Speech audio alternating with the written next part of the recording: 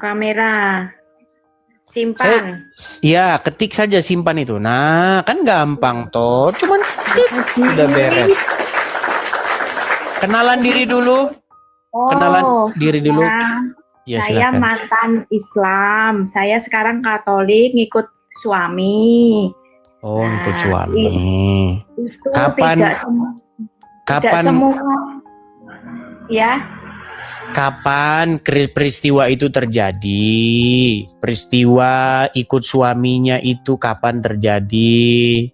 Tahun 2000 aku nikah. Tahun 2000 menikah dengan seorang Katolik, akhirnya menjadi Katolik. Kalau kemarin nikah sama Hindu, pasti jadi Hindu. Kalau kemarin nikah sama Buddha, pasti jadi Buddha. Nah, itu namanya pindah agama karena nikah.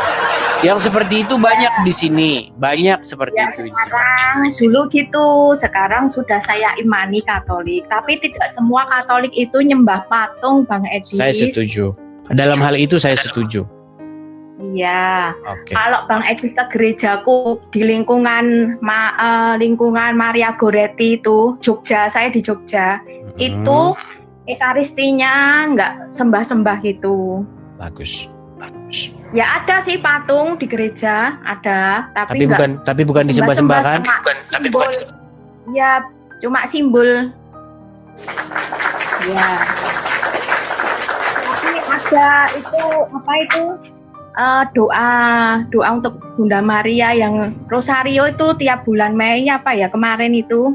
Nah, itu kalau berdoa ya ada patung Bunda Maria sama patung salib Yesus itu lilin, cuma ya semua duduk berdoa gitu aja, nggak sampai nyembah-nyembah.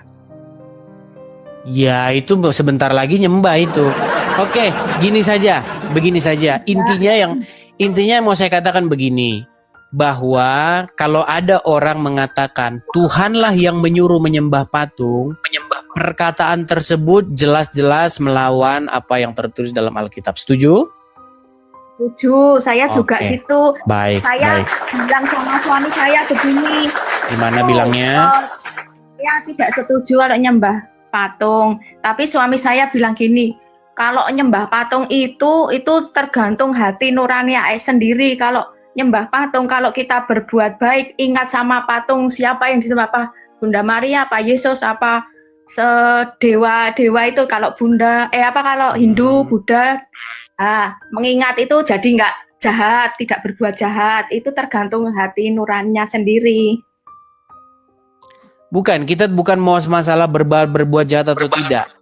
Pernyataan yang mengatakan Tuhanlah yang menyuruh menyembah patung itu adalah perkataan yang bertentangan dengan Alkitab. Kalau ada orang yang mengaku Kristen ngomong begitu, itu artinya sudah termasuk hama. Ini saya puterin aja nih. Dengerin ini. Stop cium patung RK. Kristen tidak mengajarkan itu. Yosua sembah patung. Nabi Musa menyembah patung. Berarti Nabi Musa sesat, Yosua sesat. Tuhan yang mengajarkan Yosua dan Nabi Musa menyembah patung adalah Tuhan yang sesat, begitu? Hei, otakmu. RK jangan menyembah patung. Iya, Yosua juga menyembah patung. Nah, gimana? Itu kan fitnah yang nyata. Makanya sungguh kamu itu tiada lain adalah penebar fitnah yang nyata. Oke.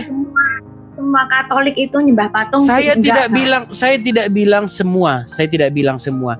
Yang saya katakan ada orang membawa-bawa nama agama, kemudian dia mengaku-ngaku bahwa dia mewakili agama tersebut, mengatakan bahwa Tuhanlah yang suruh sembah patung. Pantesan selama ini saya debat dengan orang-orang tetangga sebelah, mereka nunjuk-nunjuk saya, kau saja sembah-sembah patung, Edis, katanya. Sampai ditunjuk-tunjukin patung ini nih, kau sembah-sembah patung, katanya. Itu bukan saya, begitu. Makanya yang seperti itu harus diluruskan. Setuju? Setuju. Tapi di gereja saya itu di lingkungan ada juga patung itu sama Yesus itu. Ya, jangan diulang-ulang. Ada patung itu begini, ada patung tidak masalah tapi jangan disembah. Ada patung yang menggambarkan peristiwa-peristiwa yang terjadi dalam Alkitab. Contoh nih, contoh.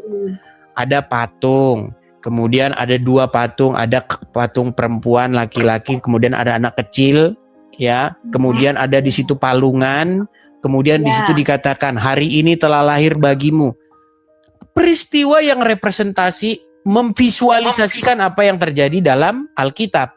Bukan patungnya itu disembah-sembah, bukan. Begitu. Iya. Begitu. Ya, setuju saya. Baik, oke. Ya, artinya patung-patung itu menceritakan yang tertulis di dalam Alkitab.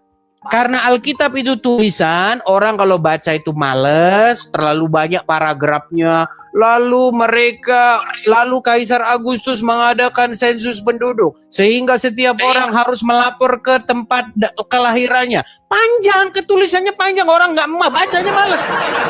Gambar aja dah, digambar, terus udah. Dari situ orang melihat peristiwa yang terjadi dalam Alkitab. Artinya apa? Kalau hanya memvisualisasikan apa yang terjadi di dalam Alkitab, no problem.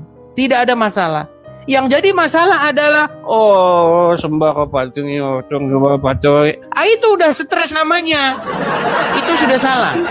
Oke? Oke, baik, saya turunkan. Baik, kita kasih kesempatan yang lain. Sama-sama, terima kasih.